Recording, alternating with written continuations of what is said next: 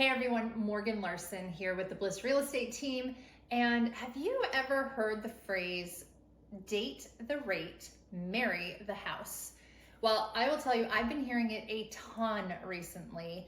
And though I understand where it's coming from, I don't really love the phrase because I do feel like it can be a bit manipulative or at the very least deceptive. So let's start out with, what does it mean? What are people talking about when they say date the rate, marry the house? So let's start out with date the rate. You know, the way I interpret it is that they mean, hey, the rate is not permanent. So don't worry so much about what interest rate you're getting because it'll be changeable in the future when the rate goes back down. That's what they're saying. And marry the house. What are they saying there? They're saying that, hey, the house is the most important part. It's hard to change. Nobody loves to move. So why would you play this move up game when you could have your dream home now? So here's my problem with date the rate.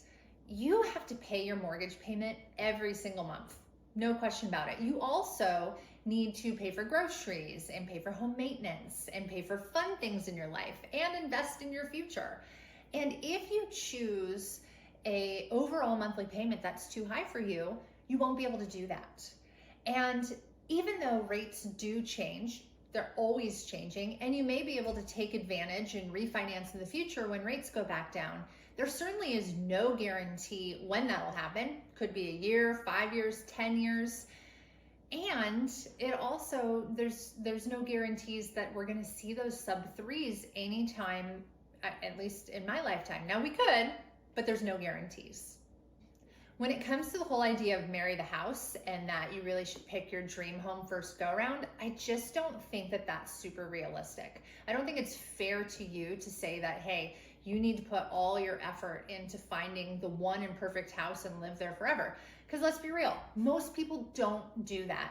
Instead, what most people do is they buy their starter home.